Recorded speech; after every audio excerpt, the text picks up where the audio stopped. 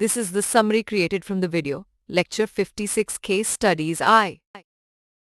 The final week focuses on practice projects that allow learners to apply the concepts they have learned and develop their skills.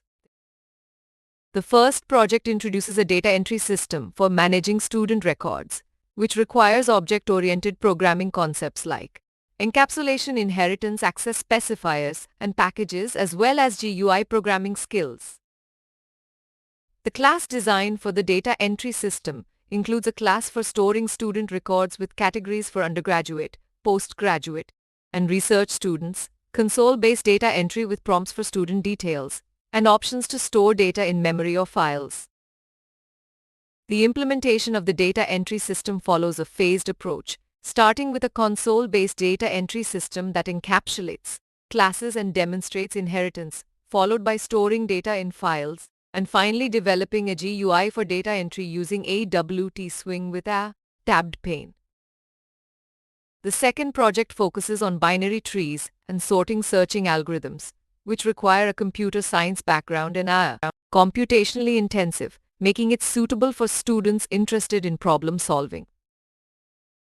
To undertake the second project, learners should have mastered programming concepts like control structures, encapsulation, inheritance, packages, and polymorphism, and be familiar with tree algorithms, sorting algorithms like heap sort, quicksort, and merge sort, and searching algorithms. The implementation of binary trees involves understanding Java's array-based tree implementation, implementing algorithms for various tree types like binary, heap, binary search, and AVL trees, with separate classes for each type and methods for building, inserting, deleting, searching, traversing, and visualizing the trees. The sorting and searching algorithms will be implemented in the second part of the project, with each algorithm having its own class with fields and methods, potentially extending tree classes from the algo package, and including methods for operations like insertion,